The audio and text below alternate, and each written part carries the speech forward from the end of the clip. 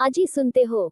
बसंती की सहेली रेखा ने उसे गले लगाते हुए खुशी से बताया कि मेरे घरवालों ने आज मेरी शादी तय कर दी है। अब क्योंकि तुम ही मेरे सबसे करीब हो, तो इसलिए शादी के सफर को रंगीन और हसीन बनाने के लिए तुम्हें ही मेरी मदद करनी होगी।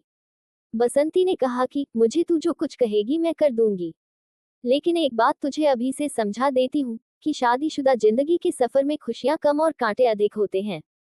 रेखा ने बसंती से कहा कि देखने में तो आप दोनों पति पत्नी बहुत खुश दिखाई देते हो, फिर भी ऐसी अजीब सी बातें क्यों कर रही हो। मैं तो जब कभी तुम्हारे घर आती हूँ, तुम बड़े ही प्यार से अपने पति को ए जी, ओ जी कहकर बुलाती हो। बसंती ने रेखा से कहा कि पति पत्नी के रिश्ते में चाहे कितनी ही अनबन क्यों न हो, लेकिन दूसरे लोगों के सामने हर औरत पति को ए गधे या ओ गधे कहकर तो नहीं बुला सकती।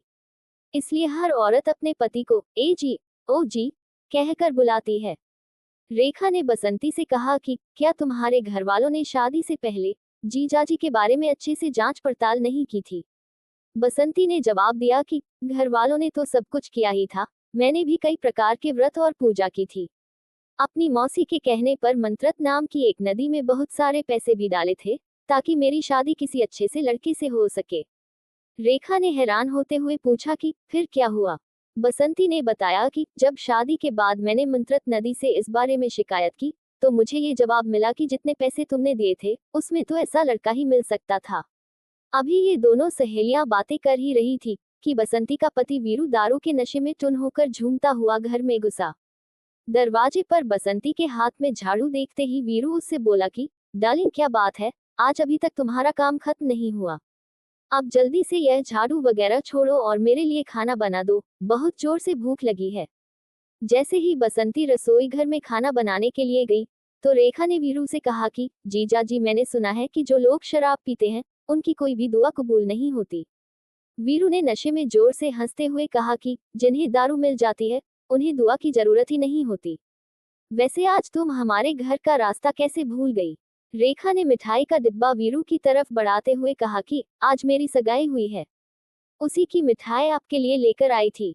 वीरू ने रेखा से कहा अगर सच में अपना जीजा मानती हो तो आज अपने हाथ से मिठाई खिलाओ। रेखा ने वीरू से कहा कि जीजा जी मैंने तो अभी तक यही देखा है कि एक पत्नी के रहते हुए दूसरी लड़कियों से दोस्ती करना शादीशुदा जिंदगी में बहुत बड़ी मुसीबत पैदा कर देती है। दारू के नशे में झूमते हुए वीरू ने जवाब दिया कि कायर लोग तो मुसीबत को देखते ही उससे डरकर दूर भागते हैं, जबकि बहादुर लोग ही डटकर मुसीबतों का मुकाबला करते हैं। अभी इन दोनों में बातचीत चल ही रही थी कि बसंती वीरू के लिए खाने की थाली लेकर आई। खाने की थाली को देखते ही वीरू जोर से चिल्लाया कि आज खाना तुम्हारी बूढ़ी मौसी ने बनाया है। पास बैठी रेखा ने कहा कि जीजाजी ये तो कमाल हो गया, आपने अभी थाली में पड़े हुए खाने को हाथ भी नहीं लगाया, और आपको कैसे मालूम हो गया कि खाना बसंती ने नहीं मौसी ने बनाया है। वीरू ने कहा कि कल तक खाने में काले बाल दिखाई देते थे, आज ये देखो थाली में सफेद बाल नजर आ रहे हैं। रेखा ने वीरू के गुस्से को थोड़ा ठंडा करते हुए उससे कहा कि मेरी सहेली बसंती आपसे हर समय प्यार से बात करती है और आप उसे हर समय डांटते रहते हो। वीरू ने कहा कि तुम्हें किसने कह दिया कि बसंती मुझे प्यार से बुलाती है। हाँ, जब हमारी नई नई शादी हुई थी उन दिनों यह जरूर जानू जानू कहती थी। कुछ समय बाद इसने ए जी, ओ जी कहकर बुलाना शुरू कर दिया।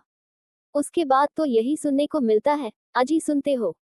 मुझे तो लगता है कि और कुछ दिनों बाद यह मुझे इस तरह से बुलाया करेगी कि ओ कहाँ मर गए हो, इतनी देर से पप्पू तुम्हारी जान को रो रहा है। रेखा ने बात को हंसी मजाक में टालते हुए कहा कि किसी ने सच ही कहा है कि पति की जिंदगी सुधारने के लिए एक पत्नी का होना बहुत जरूरी है। वीरू ने उसे रोकते हुए झट से कहा लेकिन तुमने शायद यह नहीं सुना कि एक पत्नी को सुधारने के लिए सारी जिंदगी भी कम है। रेखा ने वीरू को कहा यदि तुम दोनों एक दूसरे को बिल्कुल पसंद नहीं करते थे तो फिर शादी क्यों की। वीरू ने कहा कि तुम्हारी सहेली बसंती के बारे में तो मैं कुछ नहीं कह सकता, लेकिन मैंने तो मजबूरी में तुम्हारी सहेली से शादी की थी।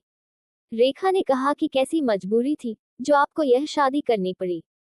वीरू ने जवाब देते हुए कहा कि मैंने तुम्हारी सहेली से वादा किया था कि मैं उसके लिए दुनिया के सारे दुख और तकलीफें झेल सकता हूँ, बस वो वादा निभाने के लिए मुझे ये शादी करनी पड़ी।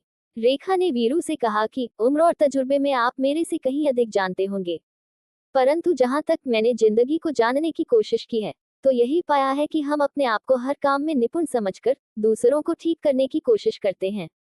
ये बिल्कुल वैसा ही है जैसा कि हम अपनी शक्ल सूरत को ठीक करने की बजाय आईने को साफ करने लगते हैं। जीजा जी, प्रेम प्यार के बिना हमारा जीवन तो बंजर धरती की तरह होता है। रेखा की बातें सुनकर जॉली अंकल भी वीरू को यही सलाह देते हैं कि यदि आप चाहते हो कि आपकी पत्नी आपको ए जी ओ जी कहकर न बुलाए, तो फिर आपको अपने जीवन में प्रेम पैदा करना होगा। एक बार जब आप दूसरों के प्रति ईर्ष्या और द्वेष की भावना त्याग देंगे, तो फिर आपको सदा ही पत्नी की प्यार भरी आवाज ही सुनाई देगी।